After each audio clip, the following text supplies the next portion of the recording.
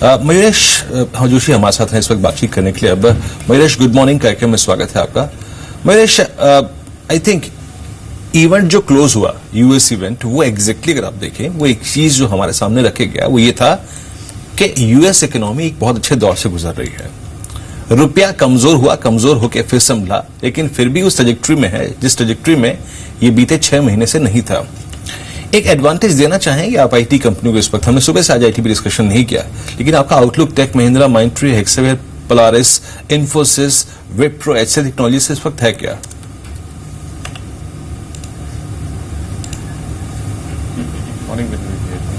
Clearly I think जो 2-3 aspect stand up करते हैं आईटी कंपनी के फेवर में, एक तो जैसे आपने कहा डिप्रिशिएटिंग रूपी डेफिनेटली एक टेलविंड करके प्ले करता है। दूसरी बात आई थिंक जो यूटिलाइजेशन लेवल्स हैं across top tier IT names अगर हम बात करें तो those are probably at levels which can see scope for improvement. अगर यूटिलाइजेशन लेवल्स बढ़ते हैं तो डेफिनेटली आई थिंक मार्जिन और इबिट मार्जिन पे डेफिनेट फर्क पड़ता है और रिटर्न रेशियोज पे। तीसरी बात I think with the kind of client mining activities that a lot of these IT companies have seen, और अगर हम Q1 के नतीजे देखें तो उसमें visa cost and wage hikes का एक काफी प्रोपोर्शन था जिसकी वजह से बिट मार्जिन पे हिट आई थी। लेकिन काफी आईटी कंपनियां काफी पॉजिटिव हैं इन terms of discretionary demand still holding specifically US markets के लिए, और कांस्टेंट करेंसी में I think both dollar and rupee terms में I think decent growth expect कर सकते हैं। तो मेरे हिसाब से I think top tier names is something that we still continue to remain bullish on. Infosys, Tech Mahindra, HCL Tech, TCS, I think ये सारी कंपनियां डिसेंटली करेंगी, but to pick 1 or 2 out of I think Infosys और HCL Tech I think would be able to stand out over the next 12 months। जी Gaurang, ITC पर आपके comments क्या हैं? आज खबर है आईटीसी पर कि पंजाब में जो अपनी इन्वेस्टमेंट्स प्लान है उनको डबल करेगी कंपनी और 700 करोड़ से बढ़ाकर 1400 करोड़ का इन्वेस्टमेंट कंपनी प्लान कर रही है इन पंजाब। हाल ही में कुछ ब्रोकरेज फर्म्स ने भी जो रेटिंग्स दी हैं आईटीसी को, वो बाय रेटिंग दी है और कहा है कि जो मार्जिन्स हैं गोइंग फॉरवर्ड, जो ऑपरेटिंग मार्जिन्स हैं वो भी अच्छे पेस के साथ एक्सपैंड करेंगे। अपने ऑर्गेनाइज सेगमेंट में मोनोपोली है कंपनी की, अनचैलेंज मोनोपोली है, और ये कुछ ट्रिगर्स मेंशन किए हैं। प्रीवियस सेशन में 1.25% की वीकनेस अब क्लोजर 318 के लेवल्स पर, लेकिन लॉन्ग टर्म व्यू आपका क्या है ऑन आईटीसी? दीपाली, हमारी कवरेज है, लेकिन लक्ष्य जो हमने ऊपर की तरफ किए थे 410, 420 के आसपास, उसको घटा करके 385 के आसपास की। और इसलिए किया है क्योंकि जो पिछले 2-3 तिमाहियों से हमें तंबाकू और तंबाकू के पदार्थ के जो कारोबार है वहां से जिस तरह की मुश्किलें झेलनी पड़ रही है उसको ध्यान में रखते हुए और नतीजों पर जिस तरीके से थोड़ा बहुत नकारात्मक असर पड़ा है उसको ध्यान में रखते हुए हमने लक्ष्य नीचे की तरफ किया। और ये भी कहना चाहूंगा कि अगर किसी के पास जोखिम झेलने की क्षमता है वही जाकर के एफएमसीजी का ये स्टॉक आईटीसी में निवेश करें, क्योंकि केंद्र सरकार, राज्य सरकार, उनकी रणनीति, उनकी पॉलिसीज तंबाकू और तंबाकू के पदार्थों को लेकर के, खुली सिगरेट की बिक्री को लेकर के आने वाले समय में अगर कुछ असमंजस स्थिति बनती है तो ये एक नकारात्मक परिस्थिति पर खड़ी कर सकती है। और जो अन्य कारोबार है आईटीसी के, वहां से जो योगदान आना चाहिए था, अगर जिस तरीके से तंबाकू और तंबाकू के कारोबार में एक नकारात्मक स्थिति बनी है, वो कंट्रीब्यूशन आता हुआ नहीं दिखा हमें, और उसको थोड़ा समय लग सकता है। तो ये लक्ष्य 385 के हैं। इस स्तर पर मेरे ख्याल से नीचे की तरफ के दायरे काफी सीमित लगते हैं, लेकिन थोड़ा जोखिम है, तो अगर जोखिम झेलने की क्षमता है तो ही जाकर के निवेश करना। वरना HUL, Godrej consumer products, Godrej industries, Marico, Dabur, Emami, मेरे ख्याल से काफी कुछ विकल्प है जहां पर ऐसी नेगेटिविटी नहीं है जिसमें आईटीसी में तंबाकू को लेकर के। एक स्टॉक देखा होगा आपने, महिंद्रा लाइफ स्पेसेस, ये शुक्रवार को क्या जोरदार तेजी के साथ 545 पर 445 की ट्रेजेक्ट्री से एक हाई जंप लेकर। हालांकि देखिए कुछ दिनों पहले खबर भी थी कि यहां पर ये एक 400 करोड़ रुपए की लागत का इंडस्ट्रियल पार्क जो है वो सेटअप कर रहे हैं, लेकिन शुक्रवार का ये इरेक्शन दीपाली कोई खास न्यूज वो तो नहीं था इस स्टॉक पे, नॉट एग्जैक्टली अगर आप देखें, लेकिन ये स्ट्रांग प्राइस रिफ्लेक्शन क्या था? मैं डेली पे थोड़ा सा कंफ्यूज हो रहा हूं, तो एक बार फिर से वीकली पे चलता हूं, और चार्टी के लिए अच्छा लग रहा है, चार्टी के लिए तो अच्छा लग रहा है। प्रकाश, आपकी कमेंट, अगर आज 545, 546 के ऊपर कैपिटलाइज करना शुरू करता है तो ये स्टॉक किस तरफ जा रहा है? प्रकाश, इतना अच्छा आपको 20% आपको मिला है, करीब 19%। आई थिंक इसमें काफी कंसोलिडेशन के बाद मिला है, तो अपसाइड इज ऑन। हो सकता है आज ऊपर नहीं जाए, लेकिन एक साइडवेज जो अगर मूव मिलता है तो मैं कहूंगा बाय ऑन डिप्स है, स्टॉप्स बहुत डीप है कि सपोर्ट होने चाहिए 460 के आसपास, लेकिन मुझे लगता है 600 के ऊपर चला जाएगा, ऐसा लगता है।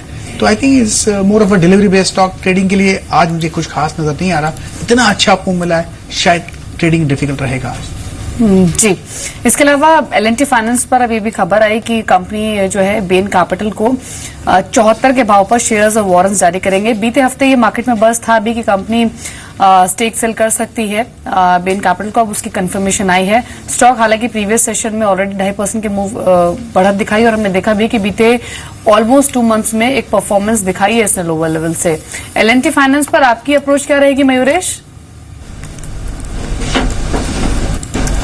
आई थिंक इससे पहले आई थिंक स्टॉक में जो न्यूज आई है उसकी वजह से एक अपमूव दिख सकती है, लेकिन क्लियरली अगर हम देखें तो वैल्यूएशंस थोड़े महंगे लगते हैं और हम ट्रेलिंग वैल्यूएशंस अगर हम कंपेयर करें looking at the balance sheet and the numbers that it is producing, yes I think numbers थोड़े बेहतर आ रहे हैं over the past few quarters, but clearly valuations is on the higher side. तो I think I still be preferring private sector banks या NBFCs की मैं specific बात करूं तो housing finance companies like LIC housing.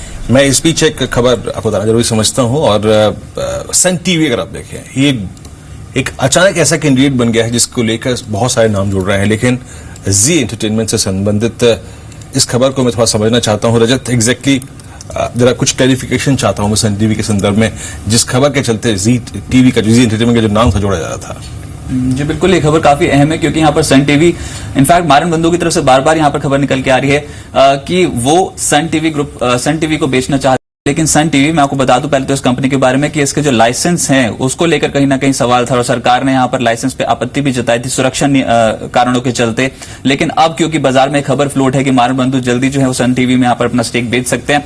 पहले पिरामल ग्रुप ने भी ऐसे किसी भी स्टेक को बाय करने की खबरों का खंडन किया था और अब बड़ी खबर यह है कि जी ग्रुप जिसका नाम यहाँ पर जोड़ा जा रहा है कि सन टीवी को वो एक्वायर कर सकते हैं, उसने भी, जी ग्रुप ने भी इन खबरों का खंडन कर दिया है। किसी भी तरीके से वो सन टीवी से ना तो जुड़े हुए और ना ही यहाँ पर एक्वायर करना चाहते हैं सन टीवी को। तो साफ तौर पे जी ग्रुप ने भी इस पूरी खबर का खंडन करते हुए यहाँ पर स्टेटमेंट्स जारी किए कि ऐसा कोई प्रस्ताव नहीं दिया गया, ये महज एक अफवाह है। और इसके पहले पिरामल ग्रुप ने भी सन टीवी खरीदने की खबरों का खंडन कर दिया था। जी हाँ, तो अगर आप देखें क्लियर यहाँ पे कर दिया हमने कि जी ने अपनी तरफ से, अगर आप देखें इस खबर की पुष्टि की है कि हम किसी भी लिहाज से इस रेस में, इस दौड़ में, और सन टीवी के लिए अगर आप देखें किसी भी लिहाज से इस दौड़ में नहीं, एक क्लैरिफिकेशन अगर आप देखें यहाँ पर दिया है।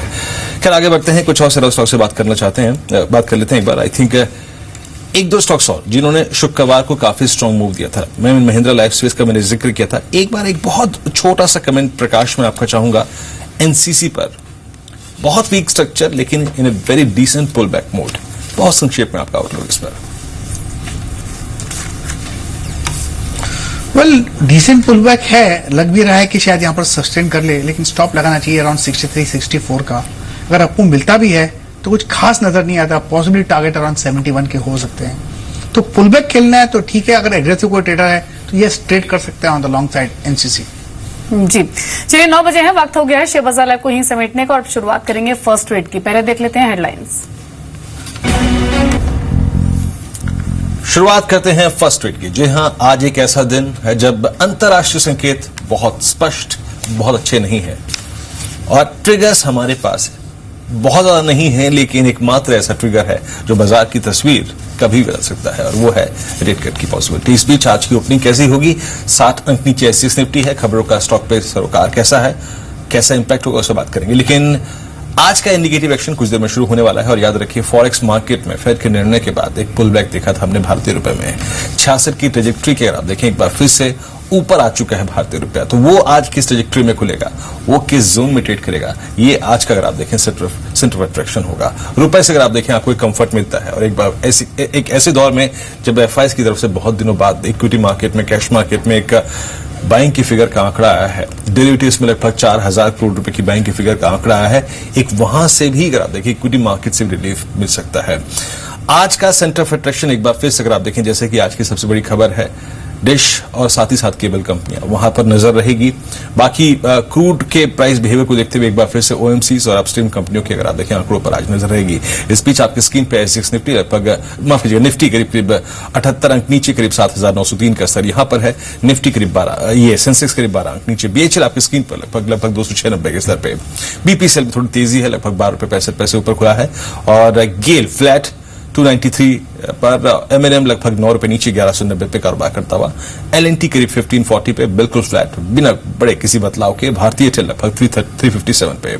उसके बाद मालती में करीब 47 रुपए की तेजी है, सबसे स्ट्रांग काउंटर अगर आप देखें with in the index. Reliance 26 रुपए नीचे है और केन इंडिया करीब 1.5 रुपए नीचे 142 के स्तर पे कारोबार करता हुआ, और उसके बाद टाटा मोटर्स लगभग 325 पे लगभग 5 रुपए 20 पैसे नीचे कारोबार करता हुआ। HDFC बैंक में सॉफ्टनेस है करीब 10 रुपए की, और साथ ही इस बीच फॉरेक्स मार्केट की ओपनिंग हुई है 6567 के मुकाबले 6588 की ट्रेजेक्ट्री में। तो यहां पर थोड़ा सा अगर आप देखें कमजोर शुरुआत हुई है, लगभग 21 पैसे की अगर आप देखें कमजोर शुरुआत हुई है, लेकिन ये आपको देखने को मिलेगा। एक शुक्रवार को इमीडिएट रिएक्शन था फॉरेक्स मार्केट पे, लेकिन अब अगर आप देखें धरातल पर आकर रुपया कारोबार करता हुआ, वो सेंटीमेंट यूफोरिया वो एकदम से अगर आप देखें जो चीजें सेटल होती है ना, वो शुक्रवार को हुई थी, लेकिन आज एग्जैक्टली अगर आप देखें प्रैक्टिकल ट्रेडिंग हो रही है।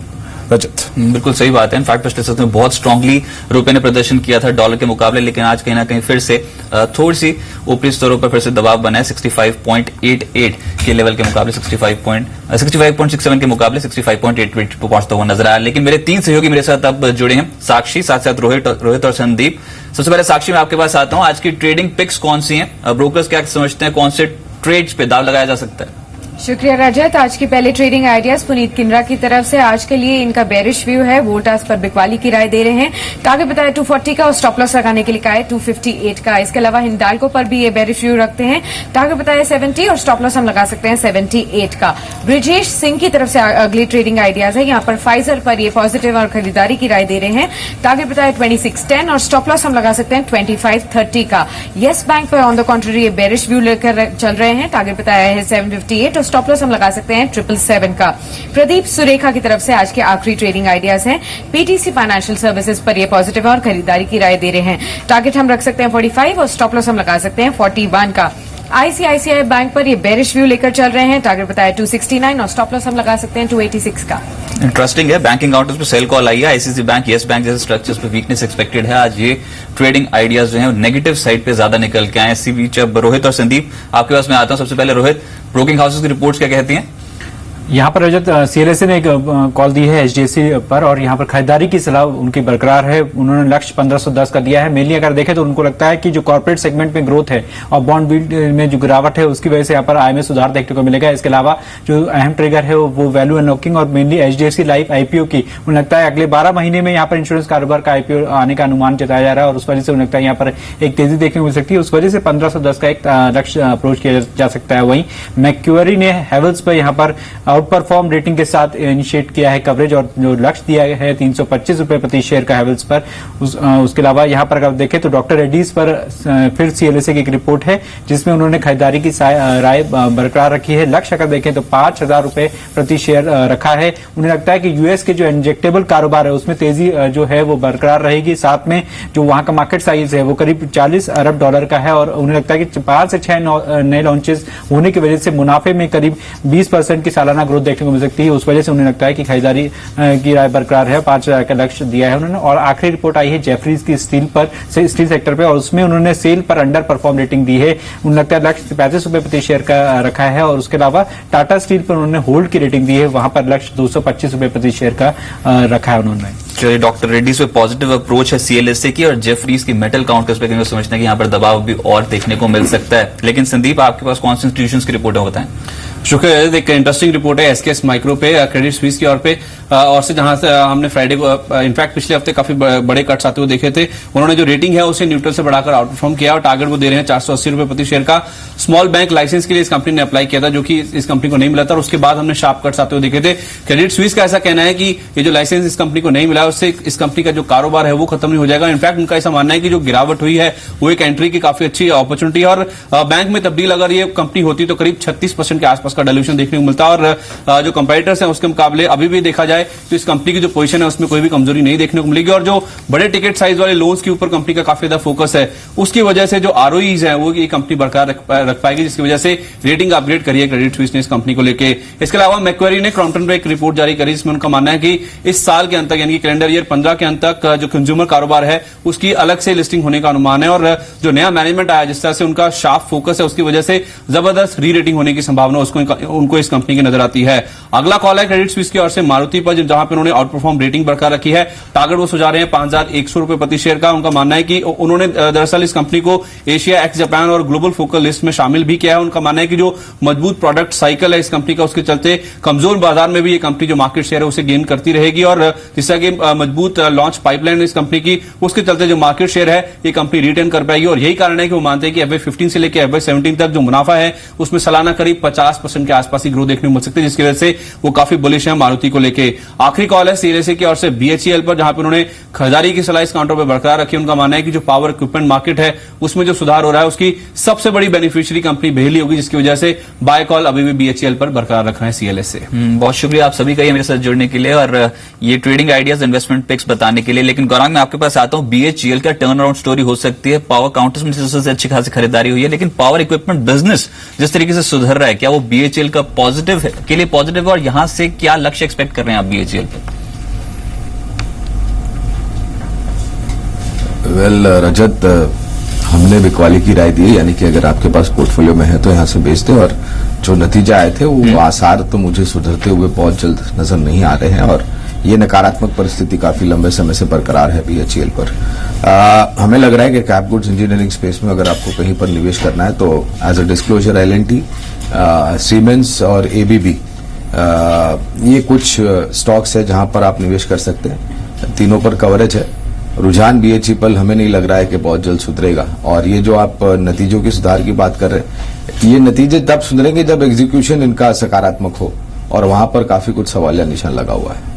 मयूरेश, SKS माइक्रो फाइनेंस पे क्या राय दी आपने क्लाइंट्स को? इनफैक्ट एकदम से जो बिकवाली आई, 15% 16% का डेंट पड़ा पिछले सत्र में, और अब तो ऊपर से यहाँ पर जो रिपोर्ट निकल के आ रही है उसके आधार पर, इनफैक्ट क्रेडिट स्विस की रिपोर्ट है, वही कहते हैं कि डायल्यूशन हो सकता था अगर यहाँ पर स्मॉल बैंकिंग लाइसेंस मिल जाता तो SKS माइक्रो फाइनेंस को, और उन्होंने अपग्रेड भी किया। इनफैक्ट वो लक्ष्य यहाँ से लगभग 480 के एक्सपेक्ट कर रहे हैं SKS माइक्रो फाइनेंस पे। आपकी राय और अपने क्लाइंट्स को क्या एडवाइस दी? सो क्लियरली एज डिस्क्लेमर, पहली बात तो हमारी कवरेज में नहीं है, लेकिन जितना मैं कवर करता हूँ स्टॉक को, I think they have done a quite good job outside AP as a state over the past few quarters. जैसे उनकी I think asset book pan out हो रही है, काफी डिसेंटली होल्ड आउट हो रही है, और जहां तक उनके सिक्योरिटाइजेशन का वाला है, I think they have done that aspect very well as well. तो मुझे लगता है I think I just wait and watch for the stock to stabilize. नीचे के लेवल्स पे एक बार हम एंट्री की सोच सकते हैं, but at this level I think I still expect the stock correct another 10-15% to say the least. और इनफैक्ट प्रकाश, मारुति पे आपकी राय, क्योंकि क्रेडिट स्विस की रिपोर्ट बताते हैं कि 50% compounded annual growth rate FY17 तक, रेवेन्यूज की बात वो कर रहे हैं, काफी स्ट्रांगली यहां पर प्रदर्शन कर सकता है मारुति सुजुकी फंडामेंटली। लेकिन तकनीकी चार्ट्स के बताते हैं 4397 के, आप कंफर्टेबल हैं किसी भी डिप में खरीदारी करने के लिए? Well, delivery point of view yes, यहाँ पर आपको अब भी है, कहीं पर वीकनेस नहीं है, स्ट्रक्चर पॉजिटिव है, बाय एंड होल्ड स्टॉक है। ट्रेडिंग पॉइंट ऑफ व्यू मुझे लगता है कि अगर किसी को ट्रेड करने हो तो लॉन्ग साइड तो एक स्टॉप लगाने की जरूरत है 4350 का, और उसके ऊपर ऑन द अपसाइड टारगेट करीब 4540 यहां तक जाने की संभावना है। Gaurang, what is the appropriate pick, what is the suitable pick in auto sector अभी, क्योंकि बहुत ज्यादा गिरावट ऑलरेडी हो चुकी है। मारुति सुजुकी मैं बात नहीं कर रहा हूं, मैं टू व्हीलर पैक की बात कर रहा हूं, जहां पर बहुत ज्यादा बीटन डाउन स्ट्रक्चर्स हैं। अगर बाउंस मिला तो क्या आपको लगता है कि हीरो मोटोकॉर्प, बजाज ऑटो जैसे स्ट्रक्चर्स आउट परफॉर्म करेंगे? फंडामेंटल कैसे लग रहे हैं? वेल, बुनियादी तौर पर सबसे पहले पायदान पर आता है हीरो मोटोकॉर्प, उसके पश्चात बजाज ऑटो, और अगर किसी के पास जोखिम झेलने की क्षमता है तो TVS मोटर्स। राइट, साथ ही साथ फार्मा सेक्टर, इनफैक्ट ये जो ऐसा सेक्टर है कि कंप्लीटली बाजार को आउट परफॉर्म करके गया है। इनफैक्ट अब ऑरबिंदो फार्मा के ऊपर पॉजिटिव खबर है, आज सन फार्मा के ऊपर पॉजिटिव खबर है, डॉक्टर रेड्डीज कहीं ना कहीं लाइमलाइट में है। मयूरेश, आप क्या सजेस्ट कर रहे हैं क्लाइंट्स को इन स्तरों पर? Are you comfortable with valuations? आपको लगता है कि यहां से फार्मा में भी दम है कि रिटर्न्स बेहतर दे सकता है गोइंग फॉरवर्ड, अगर मैं 6 से 7 महीने का नजरिया लूं तो? तो Raju ji, I think generally for the sector I think valuations थोड़े महंगे हो गए ट्रेडिंग एवरेजेस कंपेयर करें तो, लेकिन स्टॉक स्पेसिफिक अगर हम देखें तो सन फार्मा और ऑरबिंदो फार्मा में हमें अभी भी वैल्यू लगती है। सन फार्मा स्पेसिफिकली आई थिंक जितने भी इश्यूज हैं रैनबैक्सिक इंटीग्रेशन को लेकर मोर और लेस आई थिंक प्राइस में ऑलरेडी आ चुके हैं। अगर डिक्लाइन होता है तो मुझे लगता है आई थिंक FY17 के बाद जो नंबर्स आएंगे कंसोलिडेटेड बेसिस पे, I think they will be very very good. Also domestic market से अगर हम देखें तो that will be close to 9.5% including Ranbaxy's business, और जो नीच प्रोडक्ट्स आ सकते हैं that can be humongous. Similarly Aurobindo though, मेरे हिसाब से इंजेक्टेबल्स का जो इनको कारोबार है 16 to 18 approvals is something that they are expecting over the next 2 years। $70 billion के आसपास के drugs are going off patent. ARV में मार्केट शेयर काफी तगड़ा है। 80% धंधा फॉर्मुलेशन से आता है। एक्टिविस्ट, नेटरोल जो इनके एक्विजिशन है, they are going to generically add more and more revenues to the company going forward. उनके मार्जिन काफी हाई होते हैं। तो ये लगता है even on the current scale and valuation in mind, Sun Pharma और ऑर्बिंद हमारे टॉप पिक्स रहेंगे फार्मा स्पेस में से। राइट। प्रकाश, मैं आपसे 2 शेयर्स पे बात करना चाहता हूं। एक तो आशियाना हाउसिंग का चार्ट स्ट्रक्चर देख के बताएं, क्योंकि निचले रोज से पलटा है पिछले सत्र में, क्या ये मोमेंटम अभी और गैदर होता हुआ नजर आता है आशियाना हाउसिंग में? और दूसरा रेमंड, दोनों ही शेयर्स पे आपकी राय? आशियाना हाउसिंग में लगता है कि शायद एक बाय सिग्नल जनरेट हो। यहाँ पर स्ट्रक्चर के हिसाब से लगता है कि एक शायद बॉटम बन चुका हो, शायद कंफर्मेशन है। 157 स्टॉप करना चाहिए, ऑन द अपसाइड टारगेट 180। और रेमंड की बात करें तो मुझे लगता है रेमंड में भी लगता है कि एक ब्रेकआउट मिला है, स्टॉप होना चाहिए करीब अराउंड 395 का, ऑन द अपसाइड टारगेट 425 के करीब हो सकते हैं। तो दोनों ही ठीक नजर आ रहे हैं purely from trading angle, Raymond और आशियाना हाउसिंग। निफ्टी में आप देखिए इंडिकेटिव सिर्फ 2 गेनर्स हैं इस वक्त, और लगभग सन फार्मा और कोटक महिंद्रा बैंक है। आज का स्टॉक ऑफ द डे आइए देखते हैं shipping corporation of India exactly वो क्या कर रहा है। शिपिंग कॉर्पोरेशन ऑफ इंडिया ये हर निशान में है, करीब 70 to 80। आई थिंक आज जो हमारा एक बार स्टॉक ऑफ द डे की जो ग्राफिक्स एक बार फिर से देख लेते हैं। ऑलमोस्ट ये शुक्रवार को 46% की डिलीवरी वॉल्यूम के साथ डे हाई पे क्लोज हुआ था, याद रखिएगा। और अच्छे नंबर्स, और देखिए एक चीज है कि मैं फिर रिपीट कर रहा हूं कि 20 से 28 अगस्त के लेकर अब तक टिल डेट का सबसे स्ट्रॉन्गेस्ट वॉल्यूम था लास्ट के 1 घंटे में, 1 घंटे की कैंडल पे, और ये अपने सारे मूविंग एवरेजेस के ऊपर। आई थिंक सबसे क्रिटिकल होगा आज की इस ओपनिंग के साथ कि इसका, मैं मेरे स्क्रीन पर अगर आप देखें डेली चार्ट्स हैं, जो एक लेवल है 74 से 75 के जोन में कैसा रिएक्शन होता है। याद रखिएगा वहीं पर अगर आप देखें मिड अगस्त में एक गैप बना हुआ है, या फिर एक ऐसा प्राइस जहां पर इसने वक्त गुजारा नहीं। तो आज stock of the day shipping corporation of India, इसको भी देखेंगे। आप मयूरेश ट्रैक करते हैं SCI पे, कुछ कमेंट्स आपके? 3-4 चलो जी। आई थिंक शिपिंग कॉर्पोरेशन की हम बात करें तो इसके अगर हम डेट वेट टनेज देखें जो कंपैरेटिव बेसिस पे होता है for shipping companies comparison, I think काफी अच्छा खासा है। लेकिन आई थिंक जैसे हम बोल्टन इंडेक्सेस देख रहे हैं, कमोडिटी प्राइसिंग देख रहे हैं और जनरल प्राइसिंग देख रहे हैं for 20 footers equivalents, I think the pricing is not looking that great. तो मुझे लगता है आई थिंक एक टेक्निकल या ट्रेडिंग पिक हो सकता है, but fundamentally I think I am still not comfortable with the way the companies cash flows are moving around. Prakash, आज के लिए कोई ट्रेडिंग आइडिया देना चाहेंगे बाजार खोलने से पहले? श्योर, आई थिंक मुझे लगता है एक ONGC काफी हद तक ठीक ही नजर आ रहा है। एक बाय सिग्नल जनरेट हुआ है, very tight stop below level of 232, on the upside जो टारगेट है इसका 248 हो सकता है। दूसरा स्टॉक लगता है मुझे रिलायंस इंडस्ट्रीज, यहां पर भी एक बहुत बढ़िया ब्रेकआउट मिला है करीब अराउंड 880 के आसपास। तो स्टॉप होना चाहिए 876 का, और टारगेट ऑन द अपसाइड 915। तो रिलायंस और ONGC दोनों ही बाय सिग्नल्स नजर आ रहे हैं। राइट। मयूरेश, OMCs कैसे लग रहे हैं अब आपको? HPCL, BPCL जैसे शेयर्स, क्या आप एडवाइस कर रहे हैं क्लाइंट्स को, क्या इन लेवल्स पे खरीदारी का मौका है या फिर बहुत ज्यादा रनअप हो चुका है ऐसे इनको अवॉइड करेंगे आप? सो क्लियरली आई थिंक जितने पॉजिटिव रजत जी स्टॉक्स में हैं, आई थिंक आर मोर और लेस इन द प्राइस। जितने इन्वेंट्री गेन्स आने हैं, under recoveries, debt going down, working capital constraints going down because crude expected to stay the way it is. So I think थोड़े I think inventory gain losses का adjustment होगा because of the crude movement that you seen in Q2। But more और less मेरे हिसाब से I think the profitability for this company should by and large improve for FY16, which has largely been seen in the price. Valuation के हिसाब से price to book comparison करें तो I think you really need to see how these companies are panning out. BPCL का जो overseas portfolio है, oil exploration में वहां थोड़ा एक हिट आ सकता है। HPCL के refining business can do really well in my opinion. तो मुझे लगता है एक स्टॉक स्पेसिफिक अप्रोच लेना चाहिए। HPCL is something that I will continue to prefer on declines, and IOC I think that is one stock that will continue to prefer out of that entire pack, क्योंकि जैसे Paradip refinery की इनकी जो एक expansion हुई है, जो Nelson complexity है, that can add value to the company going forward. चलिए, लेकिन DTH केबल से जुड़ी कंपनियों पे आज जरूर नजर रख के चलें। खबर ही पॉजिटिव है, उसका रिएक्शन तो कहीं ना कहीं इन सभी कंपनियों पे, डिश टीवी, सिटी केबल जैसी कंपनियों पे आता हुआ नजर आएगा। साथ साथ इंडियन होम्स, जुआरी ग्लोबल जैसी कंपनी, TD पावर, दीपक नाइट्राइट, ये कुछ ऐसे शेयर्स हैं जो पॉजिटिव टेक्स शो कर रहे हैं। बाजार ओपन पॉजिटिव, अगर यहां पर कोई डिप मिलती है तो ट्रेडर्स एक्यूमुलेट करते हुए नजर आएंगे। और होटल लीला पे जरूर नजर रखिए, आज ट्रेडर्स यूजली एक्यूमुलेट करते हुए नजर आ सकते हैं। मार्केट की ओपनिंग हो आसपास की गिरावट शो रही है। वीरेंद्र।